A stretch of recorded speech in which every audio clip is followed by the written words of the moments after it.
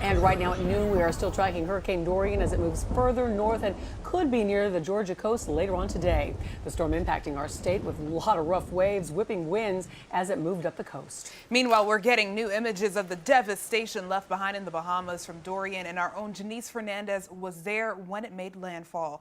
Jenise remains in the Bahamas this midday. And she is in Nassau right now. She joins us live. I know I talked to you a little bit ago, Jenise, and you have been through a terrifying experience. It definitely has been a terrifying experience for myself and my photojournalist, the ABC News crew that also wrote out the storm, but such a terrifying experience for the people who live in the Bahamas, particularly in Marsh Harbor where we were. We're talking about people who lost their entire homes. And we do know that at least 7 people have been confirmed dead as a result of Hurricane Dorian. We do want to show you video of the damage left behind. We have so many images to show you, but let's start with some of the damage you could see from our resort around the hotel. That's really where we hunkered down and rode out the storm. This was a wonderful resort, the Abaco Beach Resort, a very sound structure that has withstood many storms and many hurricanes, but it was left demolished. Roofs from many of the buildings ripped off, doors is ripped off their hinges, boats no longer in the harbor, the pier is completely gone. Even the where you check in, the building where you check in was unrecognizable. The restaurant where we actually ate dinner just the night before the storm hit was completely leveled. The damage is just extensive all across Marsh Harbor, and if you could see this video of people in the water trying to escape, that was really the most frightening thing, was that storm surge, because people were literally in their homes when water just started to rise. Many people forced to evacuate and get out of their homes. When the eye came through and there was that brief moment of calm, that's when people started to get out of their homes, make it through the water. Some people carrying their children, some people carrying their dogs or whatever they can grab just to get out of their homes and try to find higher ground. Many of them seeking refuge at our own hotel, even though the hotel already had enough people. They, of course, were not going to turn anyone away, so a lot of people seeking shelter in our own hotel. And while we were at the hotel and we were near the bunker and people were getting inside the bunker, we spoke to some people who told us that they wanted to go back out there and try to save more people who were trapped in their homes. Suddenly the ocean started to come into our room. We had to evacuate. We had to evacuate and help people, rescue people. We made it to comfort. We made it to comfort, but we have to go and rescue people because there's a lot of people still trapped and can't get their doors open because of the debris. Oh my gosh. So there's still people there right now? Yes. We're gonna go back and try to rescue them. You're going to try to go now? Yes, so right now we need a kayak. We go off one of these kayaks and put them on and bring them back. We can't leave nobody behind. You can't, but the second part of the storm is coming through. How much time do we have left? I don't know. It's probably not much time. You don't have time. But we got little kids and infants and, you know, we got to get them out.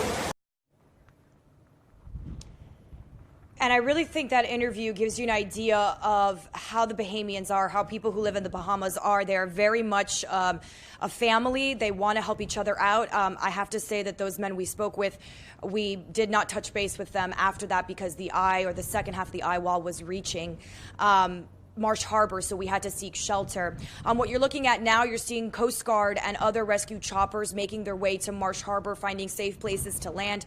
We've seen those relief flights coming back and forth, but there is such a dire need. So what's happening right now is the Coast Guard is going back and forth between Nassau and Marsh Harbor to help people out. They right now are evacuating people who are very much in need. These are people who have severe injuries and need to be transported to hospitals here in Nassau.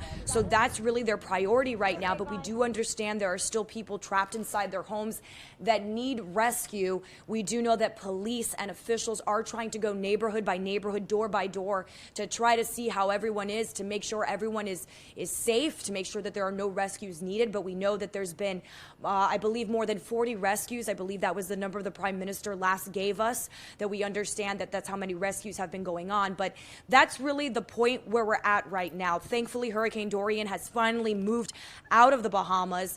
But what's left now is that recovery, is that relief effort, making sure that people are safe, making sure no one is trapped in their homes, and of course, sending much needed supplies, not just to Marsh Harbor, but also Grand Bahama, Freeport, these other areas that were devastated by Hurricane Dorian. And Jenise, in that interview that you had with those two gentlemen, you can sense the desperation that they had wanting to get back out there and help others. And as you were leaving, I know we discussed this amongst ourselves, that you felt that desperation too. People were just looking for any relief, any sign of life in the streets.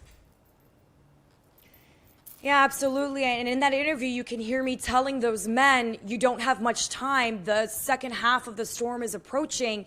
And it was a moment of, you want these men to go save these people, but at the same time, I felt a duty to let them know that the second part of the storm, that tail end of the eye wall, was approaching, and it was going to be a very dangerous situation for them.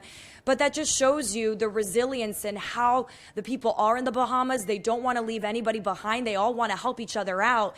But there is such a desperation right now. During the storm, it was that desperation for rescues. There are still rescues going on at this point, we understand.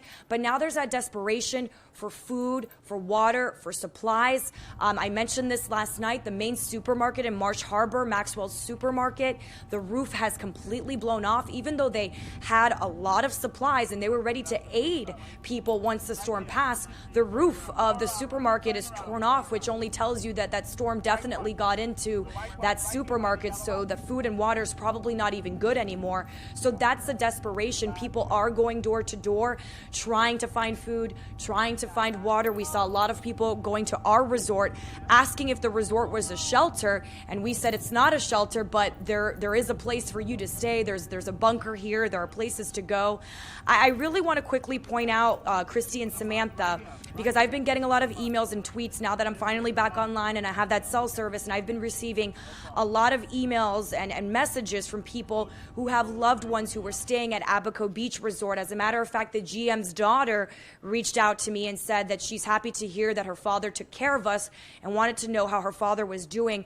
I can report with full confidence that I know that everyone who was staying at the Abaco Beach Resort, they are okay. The general manager made a point to go door by door in every room and check in on all the guests.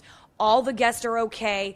I know it's hard because they can't get that communication back to the States, and I know there must be so many family and friends who are just so worried, but everybody who is staying at our hotel, they are okay. That includes the general manager, and I can tell his daughter from here, I know she's been watching us, that he was a great help to us, and he is still doing a great job of keeping all the guests safe right now.